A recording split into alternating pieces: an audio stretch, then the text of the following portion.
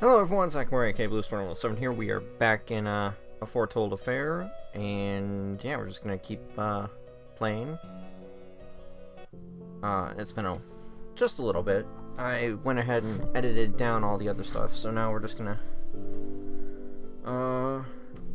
keep playing a little bit longer. I've started this much later than I wanted to. It's 10:16 right now according to my laptop. So yeah, we're gonna at least get 2 more hours of footage real quick, and then I'll keep recording on another day soon, so that way I keep getting more footage and have it all ready. And the only other reason why I didn't really get a bunch of footage is because I've noticed that my laptop is starting to run out of room, and that these recordings ended up being, well, the last recording at least ended up being like 8 gigabytes, and I'm like, what the frig? Either way, no. Alright, so let's keep going. By the time we finally return to our campsite, night has fallen. Moonlight filters through the thick tree covering, giving our camp a gloomy aspect. Alright. Still, it doesn't bother me much. I continue to walk beside Lewis, patting the horse's neck and smiling.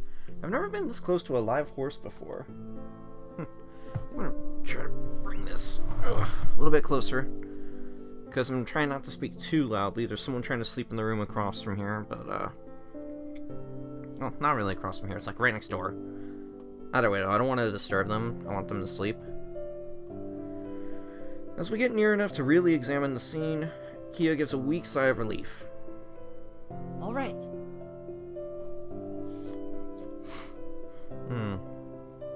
Looks like no one found the camp. That's good. It's definitely too dark to travel anymore today. Still, I'm at least going to check if Lewis will fit the harness and get it set up for tomorrow. Piper nods and lets Kia take Lewis and lead him away from me. Bye, Lewis. Piper waves her hand in front of my eyes to catch my attention. I eagerly turn to face her. Face? Did I really just say that? I eagerly turn to face her. So then. Would you two mind helping me with something? January nearly drops his glasses in surprise. I cannot imagine why he's so shocked. No, I get it. The carriage is a real mess after being knocked over. I was thinking we could try and clean it out. Of course, I will certainly help. Have your hands up all defensively there, Buffalo. What's up? Yes, I don't mind either. I think it's the accent I did last time. Hopefully I'm keeping this consistent. I don't want to ruin it. Thanks. One of you will help me bring the supplies outside, while the other will organize it into piles. Once that's done, we can pack everything away by type. I will do the organizing part. I love to put things in their proper place. Really, I thought you'd ask to help out Piper with bringing the stuff out. Ow, what the frig? I don't even have anything in my pocket. Why does it feel like there's something in my pocket? Okay. Sure. Guess that means you're with me, January. Oh.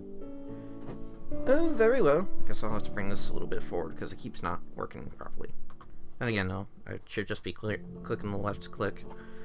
Let's get started then.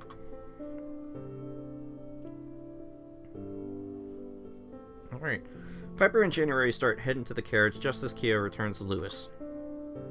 Does he fit alright? Yeah. Perfectly. He'll do great. How grand! Now we don't have to make the rest of the trip on foot. That is quite a relief. You're telling me. So what are all of you up to? You looked like you were planning something. We're cleaning the carriage. Great. Ah, I forgot about how disastrous it was in there. How can I help? There won't be room for you in the carriage, so the only option is to stay out here and help me organize everything. If that will actually be useful, I don't want to get in the way just to be included. I shrug, not terribly concerned with what they decide. I mean, at least you'd be helping out some way. It could make it go faster. Fine, I'll help you. Uh-oh. The music just kind of picked up a little bit. After that was decided, we waited a few moments for Piper and January to approach with their first armload of stuff, dumping it on the ground before Kaya and I. Nice to see you again, Piper. She gives a look to show she heard, but doesn't speak to me, instead addressing Kia. Hello, Kia. Come to help us? Of course. You two enjoy the carriage. You two enjoying the carriaging side of things? Carriaging? Fuck.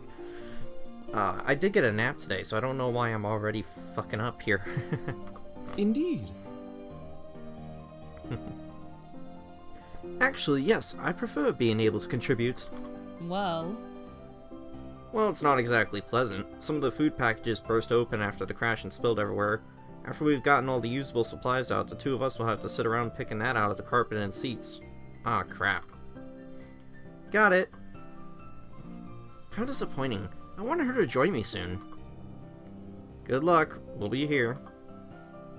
Kia drops right to the ground and begins picking through the piles.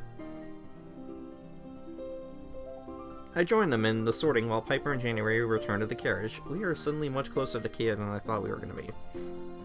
Gradually, we created a solid system of organization working in silence for a time. Kia picks up a first aid kit with some food smeared on it and brushes the mess away. I actually just bit on my tongue. Like, not too bad, but like, wow, what the frig happened? Alright, I'm actually gonna get a drink real quick. I'll let them load up.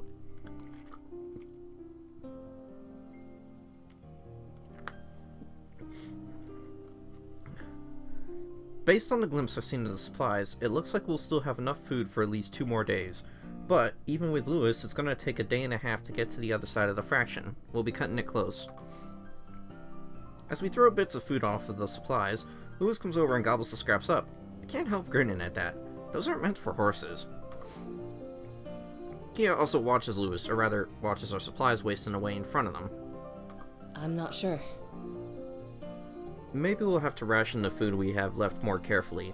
I could manage with just 2 a day. There's no need to be dramatic. Would 1 or 2 extra packages truly make that much of a difference? Besides, we could probably find something edible on our way if we really needed it. Maybe. You might have a point, though any amount of extra food is better than none. Still, why'd you even care what I do? Don't misunderstand me. You are free to do whatever you wish, even starve yourself. It is no concern of mine. I was simply trying to continue the conversation, and that was what came to mind. Fucking hell, Buffalo. Pardon. You seriously speak a lot like Eric sometimes, and it concerns me. If only you were as good at taking advice as you are at giving it out. That wasn't terribly good advice. Anyone could have suggested it. Kia laughs, which is something they seem to be doing more often now. I know, but your usual choices are so bad I would be happy to see any improvement. I laugh in return, though definitely not sincerely. You know, my choices are actually all good ones, since each one is leading me to my great future. I knew you'd bring that up eventually. I have a lot to look forward to. After that, we continue our sorting in silence. Kia rises from our newly organized piles, dusting off their hands in a satisfied way. I have to admit that we actually did a good job. While we wait and admire our work, Piper and January return. Okay. Well, the inside's as clean as we can make it out here. It seems you two had great success. Well done. Kia and I merely shrug. I agree with the Duke. This will make repacking much easier. Here's what we'll do. I'll sit in the carriage, and you 3 hand things up to me while I put them away. Sounds to me like a 4th person isn't really needed for that. I'm going to go prep the gadabout, make sure it's still going to work after today's strain. Not a bad idea. Kia waves slightly, then heads off in the direction of the gadabout. Just the 3 of us again? Moving on. How about you 2 alternate handing me stuff? Certainly. I can manage that. After Piper has walked off, January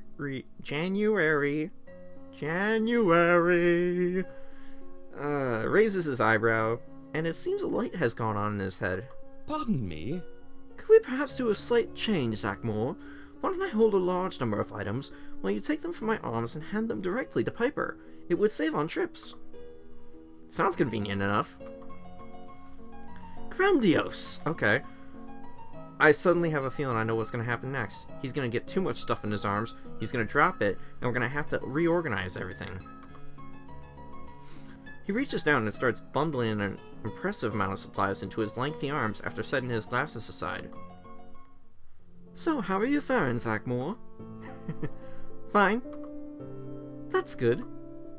There is silence between us as we go about our task, and I can tell it's making January uncomfortable. I certainly have no desire to talk, but I also don't like this awkward feeling. Perhaps a question about January himself will smooth this over. I also really like how the eyes are animated. it at least gives them more life.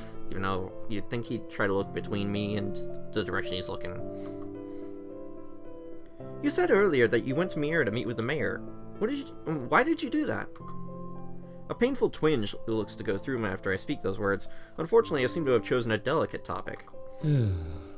Ever since I became the Duke, I have faced continuous outside pressure to make appearances.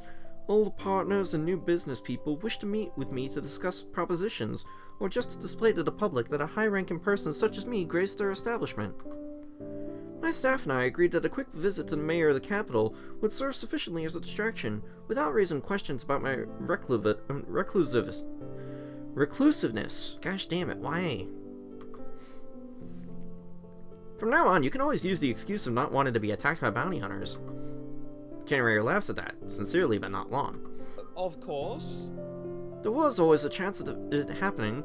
Usually they simply promised the best security, and I would be considered in the wrong for doubting them. Though now that it has actually happened, it would be impolite of them to insist, at least for a while. I shrug, with little idea of where to take the conversation now. That is something then.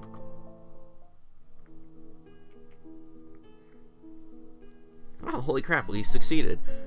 I hand Piper the last of the supplies, and she gives me a pleased smile. Thanks for the help, you two.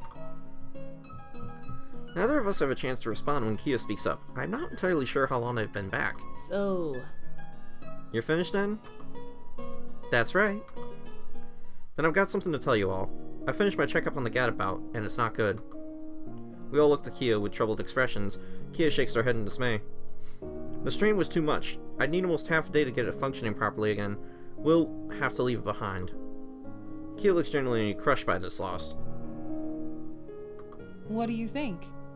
I think we all deserve a break. Who wants dinner? Kia's sadness is tucked away deep in their eyes. I'll take care of it. Fine. You all wait here while I get it.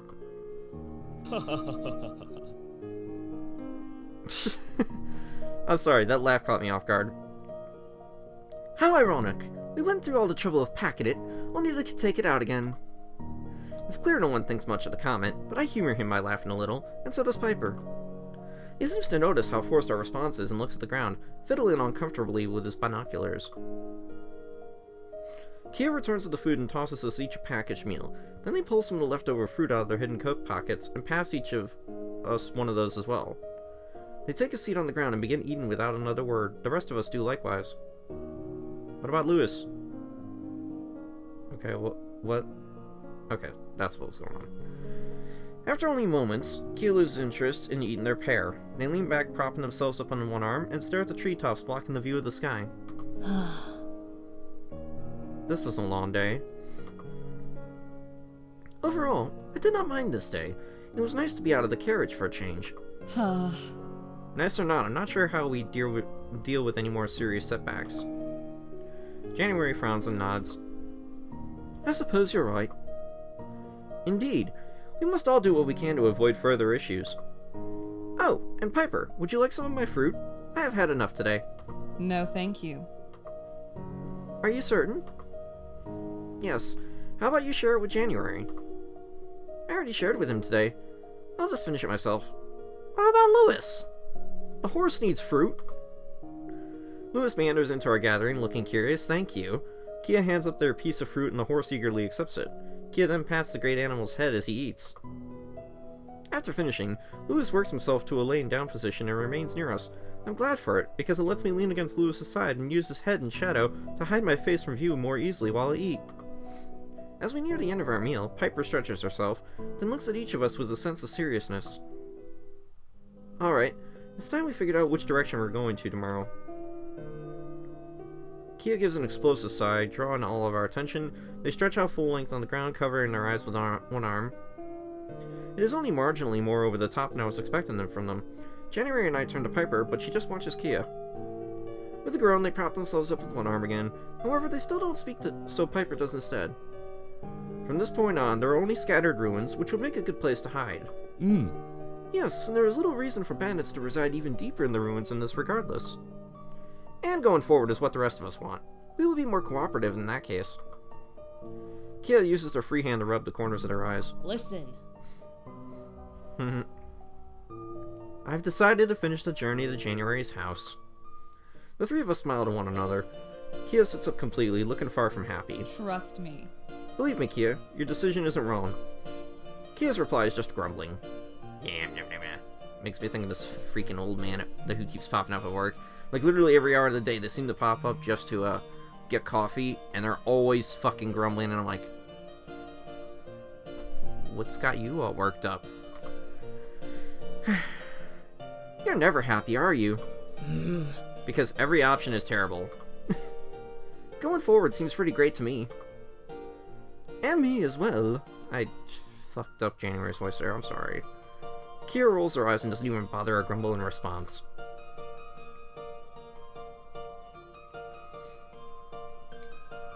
Well, since we all decided and food is done, let's go to bed. We'll use the same arrangements as yesterday, alright? No one complains. Night. Good. Then good night. They briskly walk away into the darkness. Piper rises as well and starts to walk off, calling behind her. Sleep well. Or sweet dreams. January and I remain alone in the deepening night. So, I will be returning to the carriage now. Is there anything you need before then? Yes, but I will manage fine without you. Go to bed. Come on, Zach. Oh, come on, Buffalo. Right. Don't refer to him by my name unless I'm gonna compliment him. And if he's going to be a dick to someone, or even just seem like a dick, then, refer to them as Buffalo. He gives a slight nod before turning away and making his exit. I check to be sure Kia isn't watching me, then follow quickly after Piper. Of course you are. Piper hears me coming and looks back to address me. Do you need something? I suddenly realized I hadn't even thought of an excuse for why I was coming. I just wanted to spend time with her. Piper's lips curls at my hesitancy. Okay. I'll take that as a no. Good night. Wait! Piper pauses, and I stretch my brain for something to say. It sure is good that Kia finally agreed to just continue towards January's house. Yes, it is. Silence. Why is this so difficult? My less extreme approach doesn't seem to be working any better. Maybe it would be best to simply ask Piper herself. She always knows best anyways. Seriously, you are lifting people up higher than they likely are, most likely, is what I'm saying. I was wondering, did you have an easier time talking to me today or yesterday? Probably about the same. Though I did notice you were a bit less complimentary today. You didn't refer to me as a goddess, at least. She laughs slightly, and I feel a little more relaxed. Was it helpful after all? Alright, hold up, I need another drink.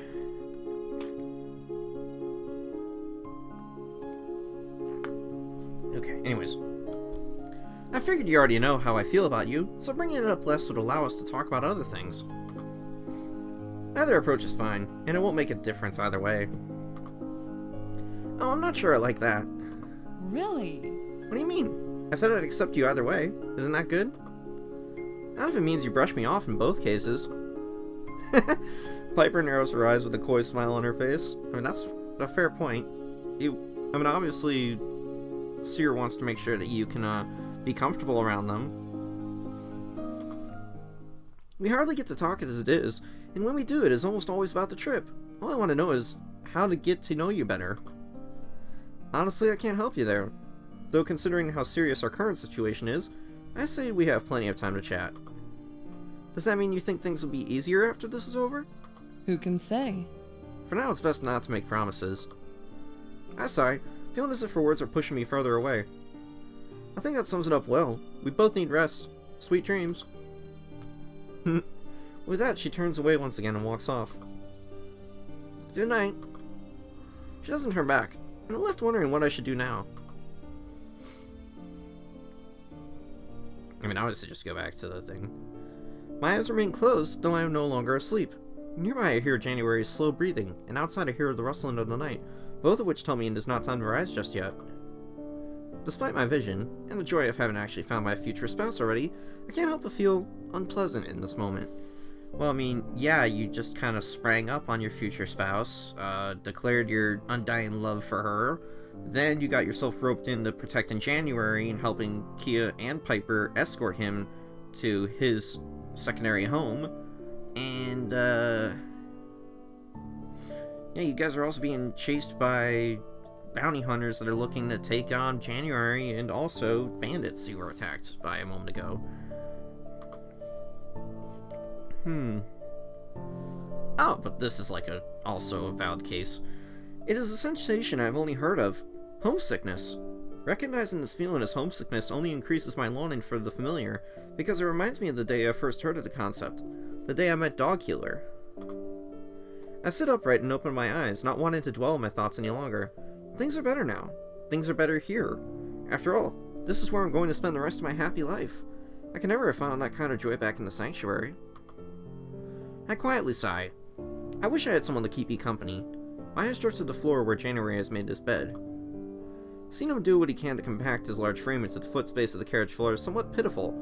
I cannot bring myself to wake him from what must have been a difficult to attain sleep. Maybe some fresh air will clear my head. Yeah, but won't you accidentally ruffle his feathers there too? I softly step out into the forest, feeling the coolness seep around my mask.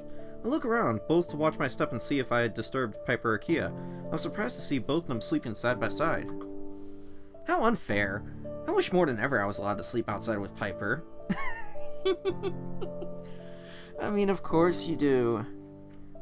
Trust me, no, Kia doesn't seem interested in Piper, and Piper knows exactly how you feel, so... I imagine they probably chose those arrangements to keep warm, or maybe for security reasons. Either way, I won't be able to disturb one without the other, and I'd rather not inconvenience them both.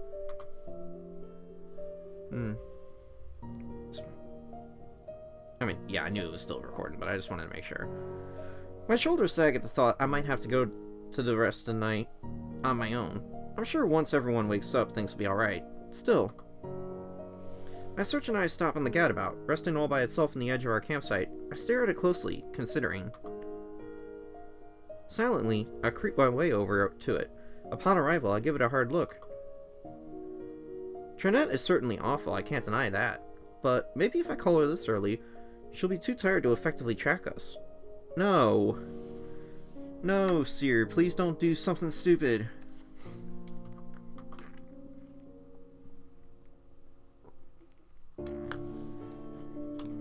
You might end up tipping her off anyways. Alright, I tuck my sleeve and look back and forth. Taking a deep breath, I flip the radio on and scurry behind the gadabout to hide. The static starts after a moment, and I peek over the vehicle to see if Kia or Piper woke up. Nope, still sleeping. Slowly, I raise the receiver as close as I can to my mask. Hello? My voice is hardly more than a breath. I put the receiver up to my ear and listen. Was that a sound? I pull it back and whisper into it again. Hello? Is anyone there? I hear the radio on the other end jostle, and a voice comes through. Hello? Hello, this is Zach Moore. Who are you? Hello. Oh, yep, it's Trinette again. Of course it is. She answered. Oh, hi. Another accidental call, hun? You could say that. I only wanted to talk to someone. And presently, I'm not choosy with whom. Your options would be rather small at this hour. Indeed. I am surprised you were awake. I'm a night owl. I didn't know sanctuary folk woke so early, though. It is somewhat earlier than usual. In the sanctuary, we are meant to rise early enough that we catch every hour of sunlight, but that's really not something I should talk about. Of course. Don't mind me. Oh, never mind. She said it too. Fuck. Still, even though I've only been gone a few days, I've already missed a few hours of sunlight by sleeping in. I can scarcely believe how poorly I've been behaving. I hear Trinette laugh softly on the other end. I join her, only a little bit. It makes me wonder what the others at the sanctuary would say about me now. I've already changed so much in so short a time. Maybe I was always this way and just couldn't show it. There's always more to discover about ourselves, but I could think of a few things the sanctuary stopped you from finding out. Like a sense of fashion, for one thing. That's true.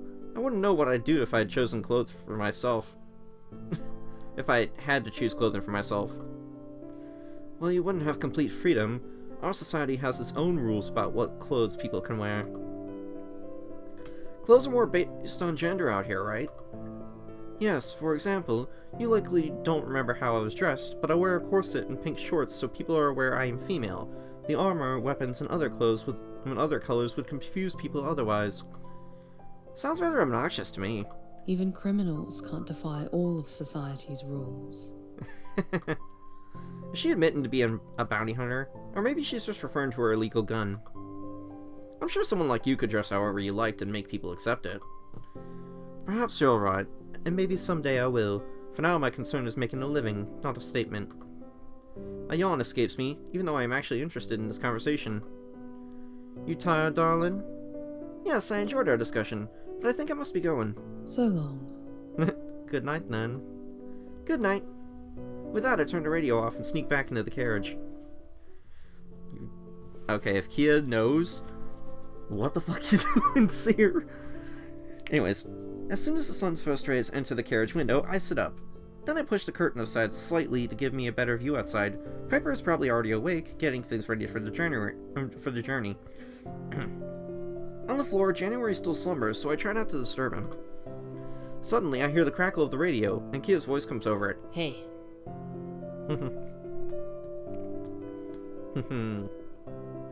Hey, you two. It's time to get up. I look down at January again and see him start to stir. I'm gonna get the radio, so stay down for a moment. January half nods at me, still looking sleepily. Sleepily? It says sleepy. I climb over him into the control area and pick up the radio speaker. We're both up, basically. Good. We're leaving soon. Stay in the carriage unless you have to relieve yourself or something. Uh-huh. Why are you always the one to bother us anyway? Why doesn't Piper get to wake us? She might have done it today considering the situation, but honestly I don't think she cares usually. She'd rather let you two sleep all day. That's just because she cares about us getting our proper rest. I tried to make it seem more like a compliment to Piper than an insult to Kia, but I figure Kia took it the wrong way, as usual, since they paused to grumble to themselves. You know. Just because you're gonna marry someone doesn't make them perfect. Never mind. It doesn't matter anyway because it's already late in the morning and she'd be too busy to talk with you even if she had called. Need another drink.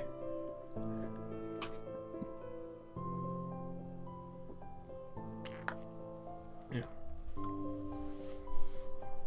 It still would have been nice to hear her voice. As far as I'm concerned, Piper is perfect because she's perfect for me. Kia's sigh crackles through the radio. I've got more of my own work to do. Remember what I said about leaving soon? Yes, yes. I put the radio down and returned to the passenger area. January is up fully now, sitting on the seats. Good morning. Hello. Were you awake enough to hear that conversation? Yes. In fact, I wish to head outside for that very reason. It would likely be late before we stop again. I should go out too. Involuntarily, a sigh escapes me. What's the matter? I have some thoughts in my mind. Is it about last night? You seemed rather upset when you returned to the carriage to sleep. I didn't want to ask you at the time because you went right to bed. I've lost the strong desire I had to speak with someone, but I do still have some concern, so I decided to answer his prying questions anyway. It is my relationship with Piper. It's not as good as it could be. Worse, Piper isn't telling me how I can improve things with her. She has been very kind and wants me to be myself, but I would rather have an idea of how we could talk together more easily. Yeah. I see. Maybe Piper doesn't see anything wrong with the way things are? It is possible she is looking for a different kind of relationship than you are. So what should I do? I do have a suggestion, though perhaps you would rather not hear it. I'll listen, if it will really help. I'm out of ideas myself. Perhaps the problem does not lie with you. I look at him askance, not liking his tone. What does that mean? I suppose. It might be something Piper needs to change. Don't be absurd, January. Piper has not done anything wrong. I feared you would react this way, but consider the situation. It is rather hard to get to know someone when they don't care to get to know you. If Piper doesn't want to get to know me, it's just because we've only known each other a short time. True, and you would really like to know Piper, which makes sense as well, but still. You may be correct. I merely wanted to point out my observations. I can't help laughing a little at that. Now, I'm not sure if I should ask you to pay closer attention to the situation, or less. This makes January laugh with me. Even though you've never come up with an idea that's worked, I do believe it's good to have you around to talk about it. It assists in sorting my own thoughts, at least. Dude, come on, stop being a downer. Ah, You're welcome? He's so insulted. Don't mention it. I'm going out for a bit. Very good. I will go as well. Wow, you just swept it under the rug so quickly, too. Once outside, I can see Kia and Piper attaching Lewis to the carriage. I don't want Kia to bother us about getting out, and I'm not ready to talk to Piper either. Instead, I just head off into the nearby brush. I can deal with that situation later. On my way back to the carriage, I see Piper still working outside, but no sign of January or Kia. What a perfect opportunity. I walk over to her, and she straightens as she sees me coming. Good morning, Piper. Hello. I got a nap. I still feel tired. Why are you here by yourself? Kia is already in the carriage waiting for January to get back. As soon as he comes, we'll leave. Since you seem to be ready, why don't you wait in the carriage too? I'd rather I wait out here with you.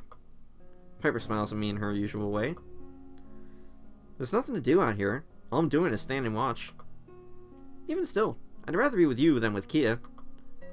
Piper sighs, letting her smile slip, then brings it back. Alright. Piper doesn't seem fully happy to have me around, but she did say it was okay for me to stay, so that's what I'm gonna do. Maybe she's just feeling a little restless and wants to get moving. That must be it. I should think of something to take her mind off of waiting for January. I'll look around me for some inspiration on a topic. Yep.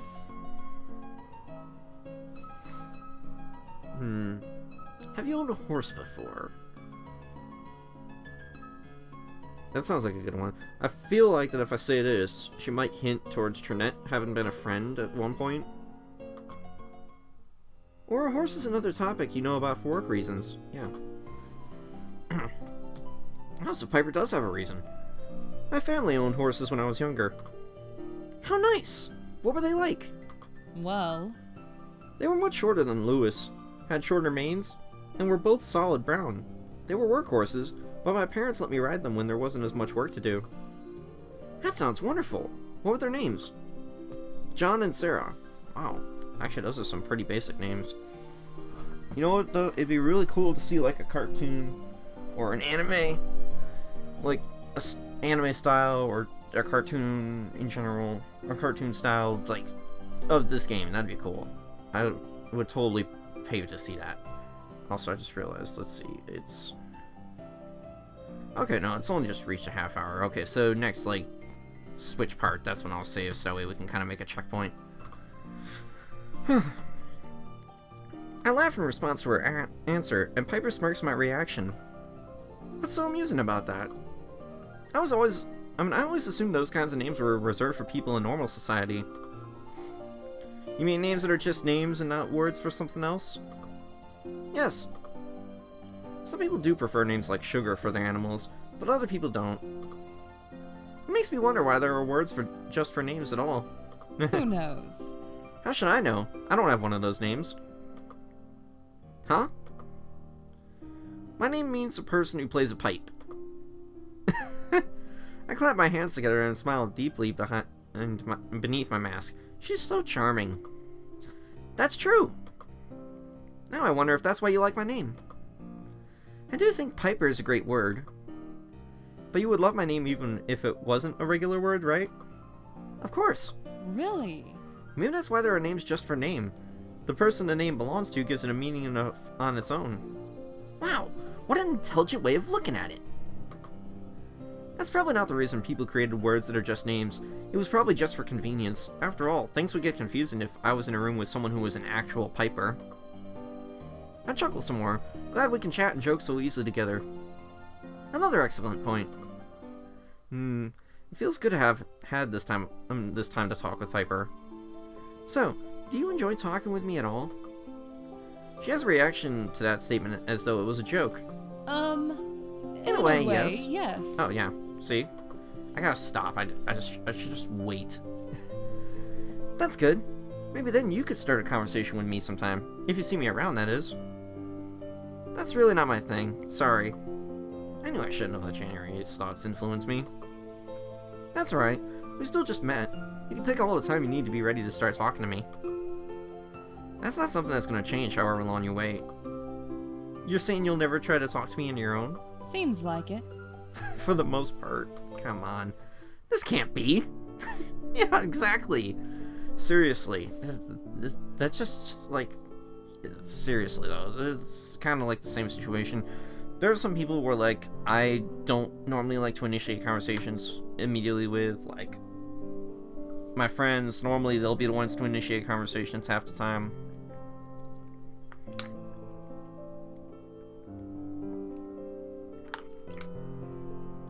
And then, fuck you, water bottle. And then with, my one friend on Tumblr, it always seems to be that I'm the one initiating the conversations, so... Anyways. Why not? I told you, it's not what I do. If you start a conversation with me, like you did today, I'll talk to you, but I don't want you to get your hopes up for anything more than that. That's how it's going to be. It doesn't have to be that way, though. But that's how it will be. What the frig? Just then, January emerges from wherever he had been off to and heads towards the carriage. Piper turns and heads toward it as well. Time to go. You better hurry as well. Feeling a little bewildered, I follow her directions. I can't bring myself to believe she's really serious about not speaking with me. Once we get to know each other better, things are bound to change. No, should. Anyways. Maybe we could go just a little bit longer. We all enter the carriage, and Kia looks relieved we finally arrived. Hurry up. About time. I was thinking I'd have to go get you all. It's all fine. We're ready to go. I slump in my seat. Hello, Kia. Kia gives me a curious look, but luckily does not bother to ask why I'm in a poor mood. Hello to you, too. January looks at me in concern, though remains silent. Guess I better get this thing moving. Yes, we've taken enough time as it is. Piper moves to the control area of the carriage and picks some reins that have been fed through the now open front window. She flicks them to encourage Lewis into motion, and the horse quickly obeys. Soon we're chugging along once more. Alright, yeah, here's a good spot. So quickly just make a save. And that'll be a checkpoint. Yeah, please save. Here we go.